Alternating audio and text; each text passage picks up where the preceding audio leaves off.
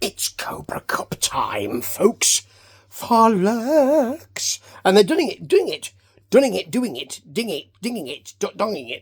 They're doing it slightly differently this year. This is Memphis Wrestling, as you know, with Salty Terrence. Salty Terrence. The Terrence Ward, that would be. He's cheesed off right at the beginning, actually, about K2 last week. I was a bit cheesed off about what they did, because he was throwing Cheez-Its out, so I was a bit concerned about, a bit cheesed off about why he was doing it. And he'll explain why later on. And also, he's cheesed off about the gun show being out. I can understand that. So, anyway, let's talk about the Cobra Cup. They're doing it in two fatal four-way, red and blue, because that's the Memphis colours, the Memphis colours, red and blue sides. And then the winners will fight at Superbout, and that will be the Memphis Cup. No, the Cobra Cup winners. Now, I have to say, King Cobra's got the Cobra Cup, of course, named after him. He doesn't look entirely comfortable with it, as if he thinks, I might break it and it might split open or create a portal to hell or something like that. Anyway, first of all, we've got the gun show out at the desk, capital T, capital D, with Salty Terrence. He started wearing a bow tie as well, which I like very much. He's interrupted, though, by the new wave. Not the music. You're not going to get an austere person at the back with a keyboard and someone else standing still at a microphone, or someone doing "Here in my car, I feel safest of all," or anything like that. You're not going to get that, or even Blancmange. Remember them? Maybe they didn't go to America, but they were here in the UK. Let me tell you that. I'll tell you that. Anyway, the new wave is actually, or maybe it's woo, but the new wave woo is Zay Washington and Denzel Rawlings, and the new wave woo are here with Just In Case, and they're here to cause a bit of ruction to the gun show, and he doesn't like the new wave woo coming down to interrupt him, so he asks the new woo wave to have a match with him, and indeed Zay Washington will do so. Now, doesn't get it all his own way. It is a bit 2-on-1, really, but because I suppose it's 3-on-1 because you've got Just In Case there. Love that. Still love it, you see. And Denzel is there as well. Just in Case is there just in case, and it's really 2.5, isn't it? It's not 3. It's not 3-on-1, is it? But anyway, you've got Denzel distracting early on, and Zay hitting a suicide dive onto the gun show. It is a great dive. It's not the best dive we will see on Memphis Wrestling this week, I'll tell you that. But anyway, I'm getting ahead of myself again. There are some Zay Washington shots and a leaping neck breaker, which is very nice. Of course, gun show hits his spine buster. Denzel's on the apron. Zay gets an object and takes the knee out. I don't know what it is. I don't know whether it's an iron bar or maybe it looked like a French stick. But I don't think that would take your knee out because it would crumble, wouldn't it? But anyway, it does the job. It takes the knee out, hits a basement kick, gets a 2 count. Zay then misses a moonsault, silly boy, and then rolls through. So he doesn't land on the mat. He lands on his feet. No, he lands kind of on the mat but rolls through and thinks, ha-ha! Walks straight into a gun show lariat. And there's your pin. Don't celebrate, mate. It was good. It was a good, quick match. Liked it. And Zay gave him a bit more of a match, which was good and necessary. Out come the Righteous Path. They're not happy with, Mr. Oakland. That's Paul Bearer again, isn't it? Anyway, with Barnabas and the leader and the twins don't like either of them. So they're going to have a fight at Superbout. That's what they want. And the Reverend Ash Hole Taylor, it's double-barreled, I think, says that he wants to save Memphis Wrestling. From what, I'm not quite sure. Or maybe he wants to save it in a scrapbook somewhere or something like that. And he believes we are ungrateful because he's trying to save us and we don't want to be saved. How dare we? He wants a bout at Superbout. I'm getting to like the Righteous Path a bit more. They've settled in a bit, but given a lot of chances and they haven't become top liners yet. Anyway, Tuma tells us why he dislikes AJ Francis.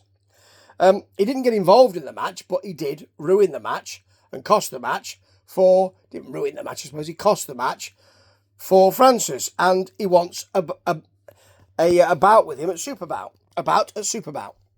It'll be all about Superbout when they have the bout at Superbout, and I'll be around at the bout watching it. So I suppose it's the big guest versus the big dog, isn't it? So there you go. I still think Tuma should be a champion. Still think he should be having a run with at least one belt, and it's a shame that he isn't. Right, here's the first of your two fatal four-ways, and it is CJ Blaine versus the Shocker, who looks like Max Moon. That's the kind of outfit he's got. Versus Tim Bosby versus Vashon Harvey. Now, it's rather good, you know. You've got Blaine immediately as Vashon comes down to the ring, jumping on him. There's a Shocker neck breaker. Shocker does quite well in this match, actually. A Bosby ankle lock, and Blaine comes in and Hurricane Rana's Bosby to break up that move. Blaine then hits a tilt-a-whirl DDT counter, which is lovely, actually. And there are some stomps from Vashon Harvey. In fact, stomps for everybody. A kind of spine buster to Shocker, and a sort of buckle bomb then to Blaine from Shocker. Then he gets up to the top and hits. Well, it looked like a DDT. It was really nasty. Didn't half spike Blaine. He really did. Then he gets two Bosplexers. Oh, three actually. Two for Harvey. Two for Harvey. A ripcord clothesline. And he gets the pin. To a little bit of a muted reaction, to be honest. I thought Shocker did most of the work there. I thought that Blaine looked pretty good. I thought Bosby looked okay, but anyway, we've got the DK vignette. It's very well done, actually. It's very intense for his last match with Simon at Superbout. Superbout. Terrence then, the Cobra Cup is on the desk and he's using it as a mirror. It's very nice. And we've got Seven Crews versus Gio Savage. This is all about the shoulder roll, unfortunately. Gio comes out and does that shoulder roll. Then he wants to do the shoulder roll to, which he does, to Seven Crews, who's with his main squeeze, Ms. Rocket. And he then twerks in response, which is not something the fans seem happy with. And Savage hits a drop kick, an enziguri, an axe kick. That's when he's hanging over the ropes, which is very nicely done.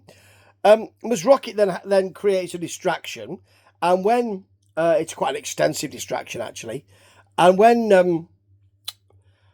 Gio Savage is getting back into the ring, Seven Crews kicks the ropes, so it rebounds, thwacks against his twig and berries.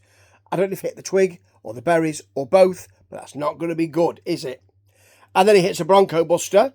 And Gio, though, comes out with that nasty DVD, Death Valley Driver, that he does for the pin. And it was pretty good wrestling entertainment.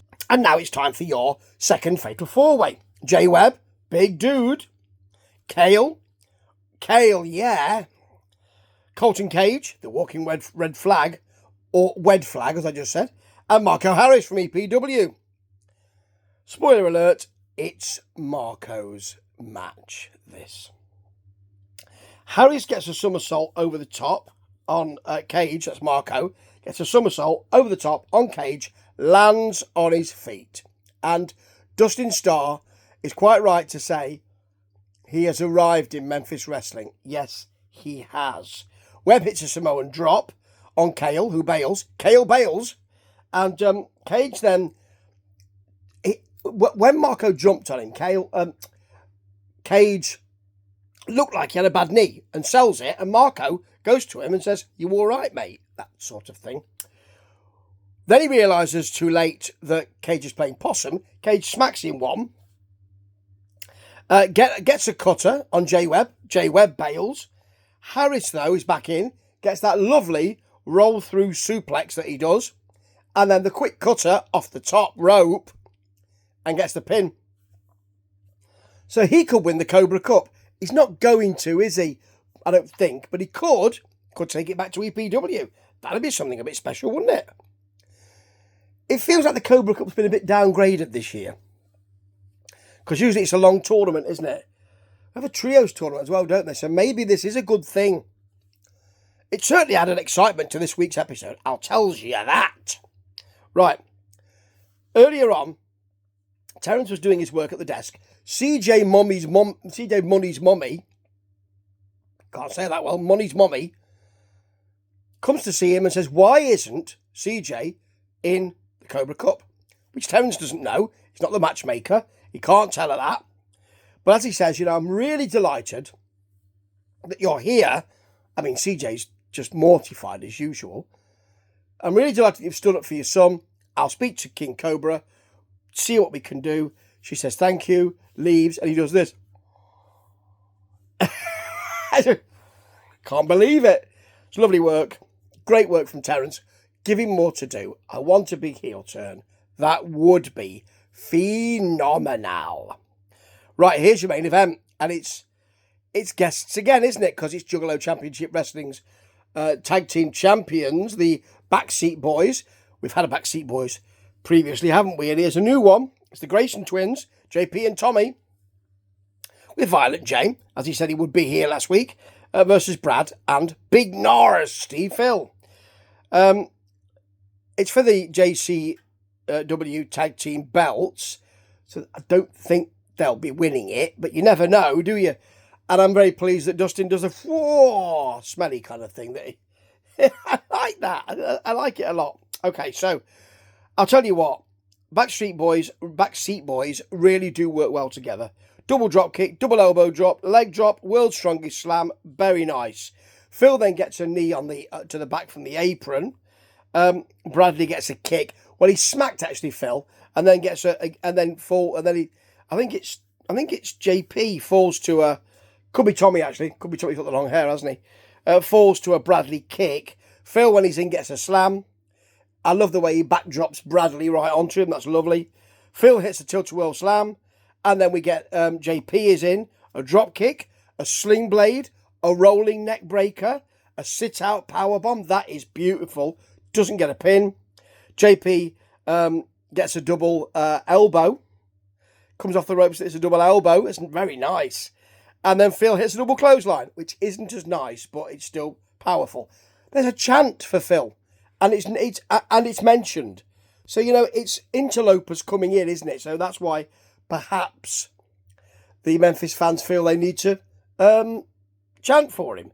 Phil then goes a bit too far. He gets the belt, brings it in, because, of course, the championship belts are on the desk. Capital T, capital D. Brings it into the ring. Chief official David Knight doesn't like that. Takes the belt, turns his back. In comes Violent J, puts his chain round his fist, smacks Phil, pin. Well, it's great for wrestling entertainment, and this was a rather good episode. Those two fatal four-ways really did live up to expectation. And they really did sell the Cobra Cup, and I'm probably wrong in thinking there should still be a tournament, because Memphis Wrestling knows what they're doing a lot better than I do. Ta-ta.